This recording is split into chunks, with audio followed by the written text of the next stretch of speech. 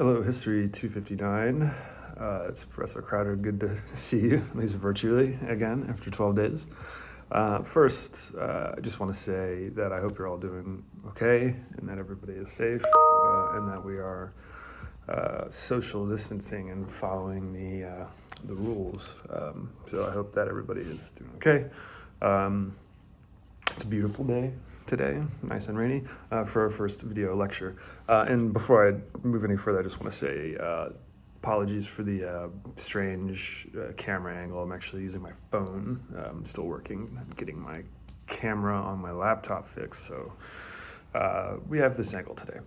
And so before getting into just a short for today lecture, I just want to talk a little bit about the updated syllabus, which you should all have.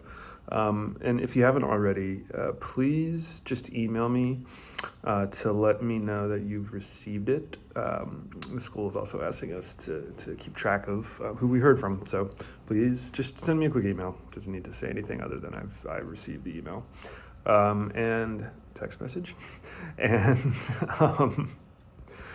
as far as the syllabus goes, if you've received it and you've read it, it should be pretty clear that I've tried to keep the course structure about the same as it was before. Obviously, we're meeting online for the rest of the semester, but so for the course structure, which is at the very beginning of this updated syllabus, of course, on Mondays I'll be doing a video lecture, and then on Wednesdays I'll post a discussion response on Blackboard for each week. So this week is week 9, and you'll need to respond at least once.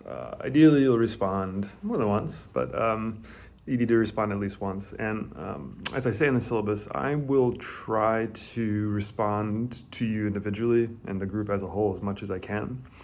It's going to be impossible for me to respond to everybody every Wednesday or Thursday. You have Wednesday and Thursday to do the responses, but I'll do the best I can. And I will respond to everybody individually over the course of the semester. But I will be monitoring it, and that's how you'll know I'll be monitoring it if I'm responding to questions or prompts that you put up in response to my prompt. In terms of the assignments, not much has changed. Only one thing, well, none of the assignments themselves have changed. We still have the reading questions, so there are still 5. That is not in addition to questions you might have already turned in. So I know that some of you have already turned in 5 questions, and that's great. That means you don't have to submit any. But you still need to do 5 if you haven't already. And as I say in the syllabus, you can find the place to submit those on Blackboard, under the content tab. So you can just upload them right there. I'll go over them, and I'll use them in a lot of cases it is part of the video lectures. So continue to do that. You've turned in your first primary source paper. So like the syllabus says, we have one more. And a point on the first primary source paper is that they are currently in my office. I didn't think I would be blocked from the office for 12 days. So I'm hoping this week that I can go to campus and pick up all of my papers that are left there on my desk. So I haven't graded those yet, but just want you to know that I will grade them as soon as I have them. And hopefully, again, that's this week. So in addition to the primary source analyses, we still have a final paper. And this is going to be 5 pages. I'll give you a prompt on April the 13th. So 2 weeks, a couple weeks from today, 3 weeks from today. And you'll have to turn it in by May 20th. So that hasn't changed. The only thing that's slightly changed is that class participation, as I say, is now going to be counted as the discussion board participation, since obviously we're not in class. In the course schedule, I think is pretty straightforward. I haven't really changed much of it. It's mostly just a restatement of what was already on the syllabus, but I've given that to you as well in the amended course syllabus. So I think it should all be pretty straightforward, but again, if you have any questions, just go ahead and email me. I'm going to be at home all day, as I know you will be too. For today, I just want to talk just very briefly. I want to keep this one pretty short in part because I'm still getting my tech set up here working. But I do want to talk a little bit about the topic for today, which, if you look at the course syllabus, I'm trying to pull it up, is the question of loyalism, okay? And a related question about the role of Native Americans in the war at home, but the impact that the American Revolution had on North America, and not just on soldiers, which of course is what we talked about last class, not just on white patriots, people who, as we know, supported independence in 1776 and forward from the British Empire, but on other groups of people who are traditionally not discussed directly and extensively in terms of their roles during the War for Independence, as much as the so-called founding generation, right, which we've talked quite a bit about, and the famous figures of people like George Washington, Thomas Paine, and others. And that is the role of white loyalists and the role of Native Americans. And those are the subjects of the two sections from Alan Taylor's American Revolution that I've asked us to read for this week. So what I'm going to do now is talk for just about maybe 20 minutes, just keep this one short, about this theme, about the problem of loyalism. And I think the starting point for thinking about the problem of loyalism is that it complicates, and this is a major theme in Alan Taylor's American Revolutions, our course text, is that the actual just the mere existence of loyalists and Native Americans, which I'll get to in a little bit, complicates any sort of triumphalist narrative about the American Revolution, right? These so-called, going back to the beginning of the semester, we've discussed these so-called triumphalist, meaning narratives about the origins of, and then the War for Independence, and later the creation of the United States, which we'll get to beginning next week, that emphasize the movement towards independence's homogeneity, right, which suggests that more or less most people in North America supported American independence.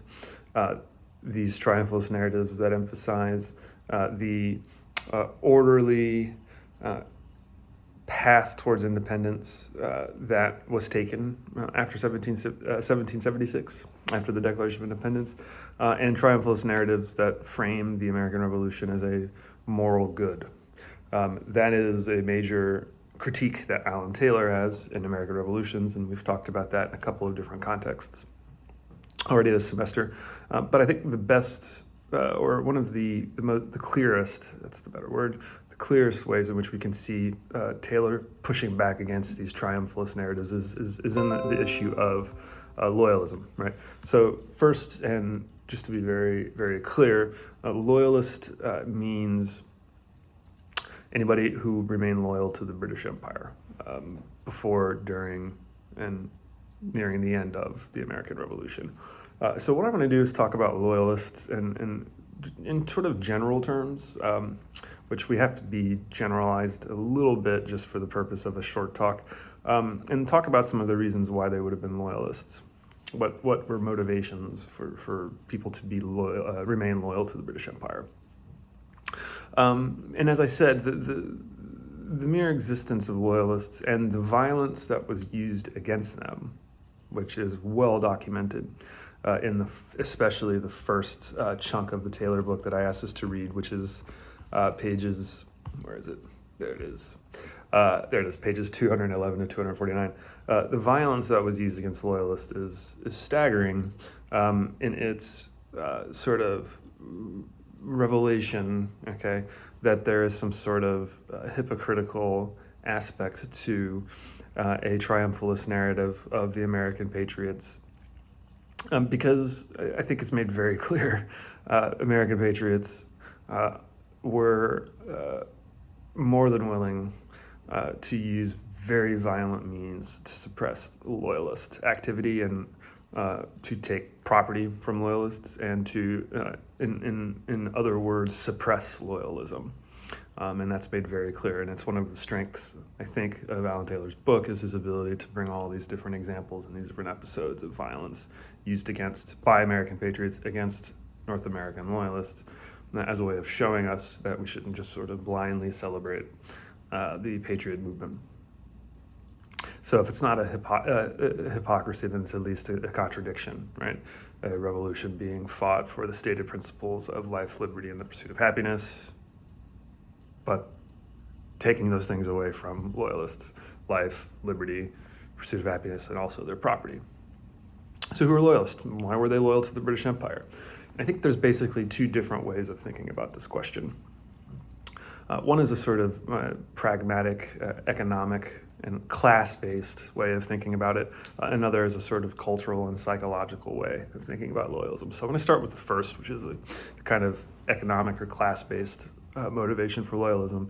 And that is, simply put, that in general, many loyalists remain loyal to the British Empire because they had economically and socially succeeded within the British Empire, simply put.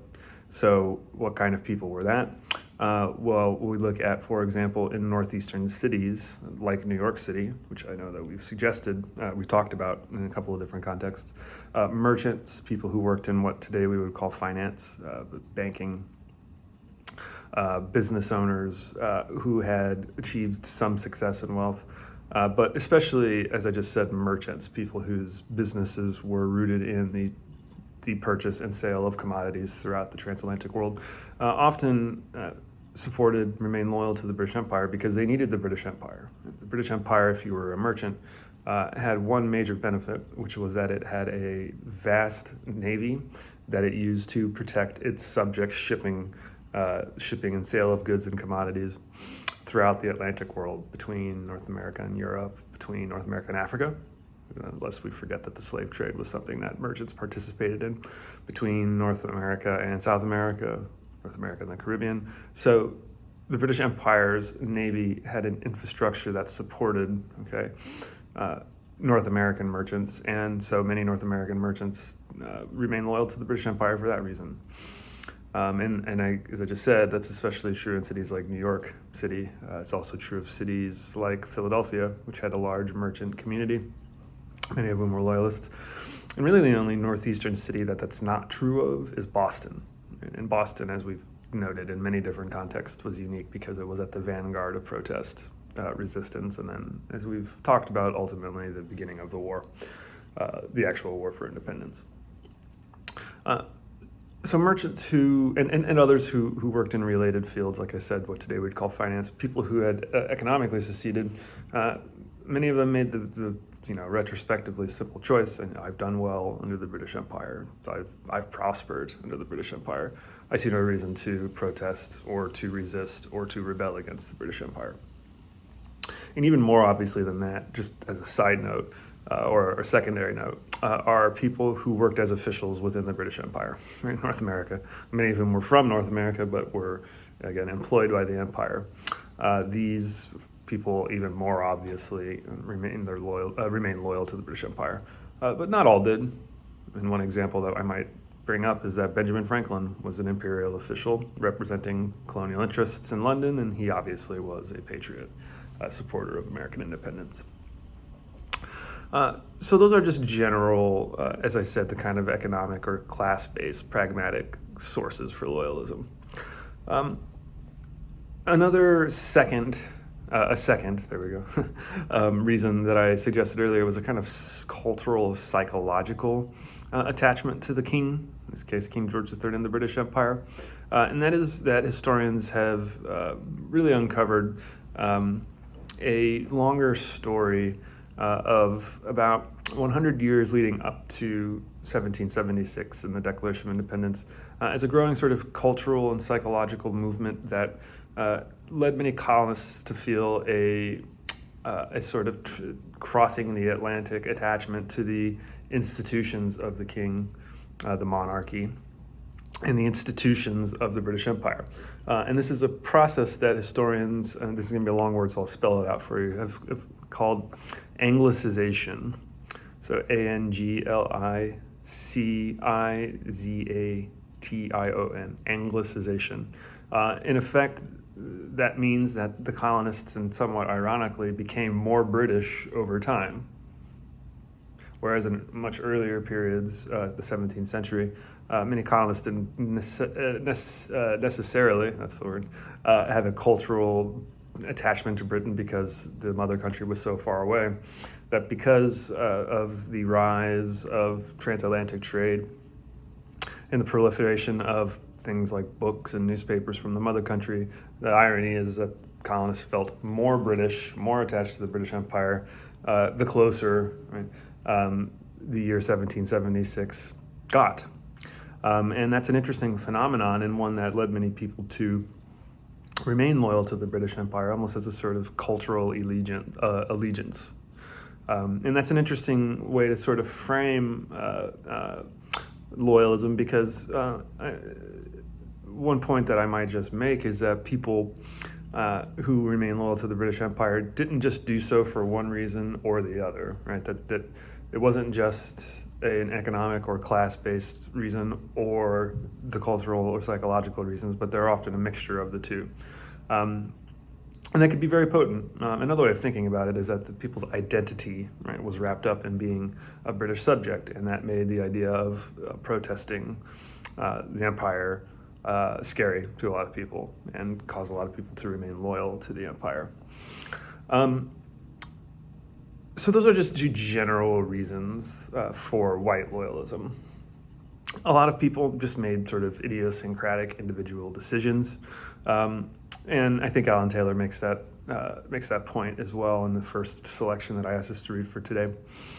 And another thing I like about Alan Taylor's discussion is that, and this is related to loyalism, but shifting gears just a little bit, is that about 25% of the American population, North American population, was loyal, officially, outwardly loyal to the British Empire, whereas about 40% were outward patriots, right? First critics of the British Empire, and then rebels against. But that leaves about 35 to 40% of what, I really like this phrase by Alan Taylor, he calls the wavering middle, about plurality. It's a 40%, not a majority, but a large plurality of people who wavered in the middle, waiting to see which way, to use the metaphor, the winds would blow. And this is an interesting group of people, and it's one that I've brought up before because they can be difficult to identify, because people in different contexts would say different things. Just to make up a brief example, people living in let's say Westchester County, just north of New York City, often said that they were patriots and or loyalists in different contexts. If British Imperial Army patrols are coming by, you're a loyalist. If elements of George Washington's Continental Army are nearby, then you're a patriot. So it's an interesting group of people who had all kinds of motivations for wanting to see which way the winds would blow. And in many cases, I think Alan Taylor makes this point well, fear and personal safety and safety of families were the main motivator for being a part of this wavering middle. And I often think, what would I do, right, in 1776? Would I choose to be a patriot? I like to think I would, but would I choose to be a loyalist, or would I be part of the wavering middle? And it's something to think about. And it doesn't mean that the people in the wavering middle were weak or are not worthy of study and respect. It just means that the drive towards American independence is a lot more complicated than traditional narratives would tell us, and movies like The Patriot with Mel Gibson would tell us. So I just wanted to give you a little bit of a flavor for what would lead some white colonists to be loyal, remain loyal to the British Empire. And I just want to talk about what happened to loyalists, and this is discussed in Alan Taylor's The First Selection. But it's worth just emphasizing briefly before I just pivot and then discuss Native Americans briefly, is that loyalists, as I said earlier, were subjected to violent repression by American soldiers and civilians, I should say patriot soldiers and civilians. And so aside from their personal safety being threatened, the biggest backlash that loyalists faced was confiscation of their property, which happened on a pretty wide scale after 1776. So what many loyalists, depending on where they were geographically, attempted to do, certainly those with means, with the money to do it, was to get to New York City. That was where they would be safest. In 1776, the British Army occupied New York City, and it held it until 1783, when the British after the Treaty of Paris, the British Army demobilized out of New York City. But that meant that people who left wherever they were living, upstate New York, say, people came from South Carolina and Georgia, for example, to New York City. That meant that they left their lands and property behind, and those were confiscated by the Continental Army and eventually legally by the Continental Congress as spoils of war. What happened to these lands? Well, they were sold or they were given away to supporters of the Patriot cause as a reward. And so the most famous example of this is, as you know, my favorite person from the Revolutionary era, Thomas Paine, who in 1784 received a farm in New Rochelle in Westchester from New York State in recognition for his service during the American Revolution, right? For his role in writing Common Sense and the famous American Crisis essays. These are the times that try men's souls. And confiscation happened on a very large scale throughout North America, but was especially concentrated in New York State, because as I mentioned, New York State and City were hotbeds of loyalism out on Long Island and elsewhere.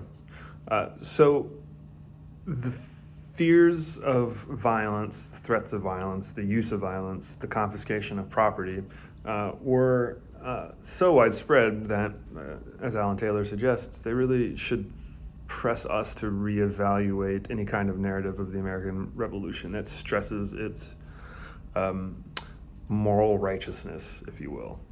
Another group of people, and I'll just talk about this very briefly because we'll return to this theme at a later time, that also, in addition to white loyalists, really forces us to reassess interpretations of the American Revolution is the treatment of Native Americans. And in many ways, this is the most powerful argument that Alan Taylor makes. And in the second selection, let me get my syllabus up here, which is pages 258 to 278, that is made extremely clear. And no amount of words that I might offer can do justice to the examples that are used in that selection by Alan Taylor. It should be, I hope, very clear to you that Native Americans face significant violence at the hands of North American patriots. Why? Well, because in general, as Alan Taylor makes quite clear, Native Americans, we could call some of them loyalists, but at the very least they opposed to the American independence movement. Even if they weren't officially outwardly loyal to the British Empire, they opposed American independence. Why? Well, there was more than a century's worth of evidence to show Native Americans, 150 years of evidence to show Native Americans that North American colonists wanted primarily to dispossess them of their land and would use violent methods to do that. And Alan Taylor's selection from pages 258 to 278, I think, makes that abundantly clear. And you know, the sort of horrifying scenes of violence that North American colonists and patriots used against Native Americans really should jump out as, again, a reminder that we shouldn't celebrate the moral righteousness of the American cause necessarily. There are the massacres in Pennsylvania in 1782, for example, when in a pretty heartbreaking detail, members of the members of peaceful tribes in Pennsylvania were slaughtered, scalped, and tomahawked while praying, offering Christian prayers. Those kinds of scenes of violence were widespread enough, right, that it should be clear at this point that Native Americans suffered, you could almost say disproportionately, as a result of American independence.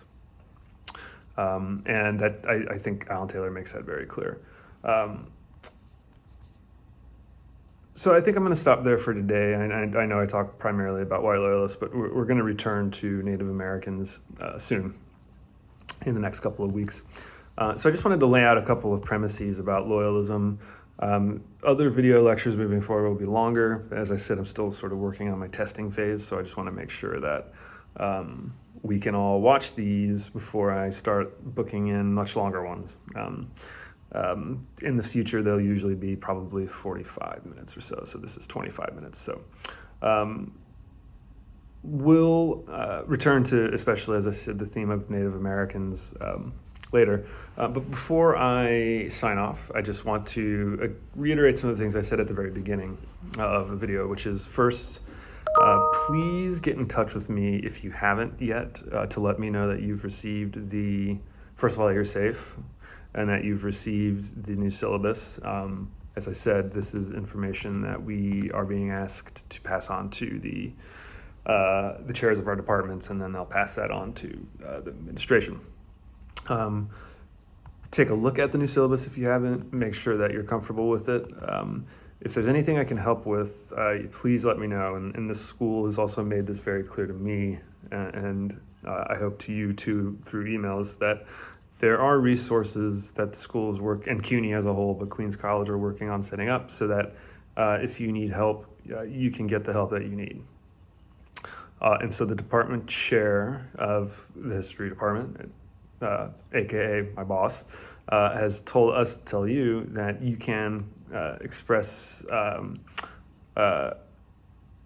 if you need something, you can express that to me, and I can express that to her, and then she can express that up the chain of the administration so that everybody gets the help that they need. So don't hesitate to do that, to reach out if you need something. I will be easily available, just like you. I'm stuck inside. So please email me if you have anything that you need, any questions, and we will work to get it taken care of, if possible. Okay, so again, just go ahead and make sure that you're comfortable with the syllabus, the new assignments. They're really not new. Actually, the assignments are pretty much the same with slight tweaks, but make sure that you're comfortable there. And on Wednesday, I will be back in touch with you via email with a first discussion prompt, which we will complete on Blackboard. Okay, well, I'm going to sign off. Have a good rest of your day, and I hope to hear from you if I haven't, and I will see you on Wednesday on the discussion board.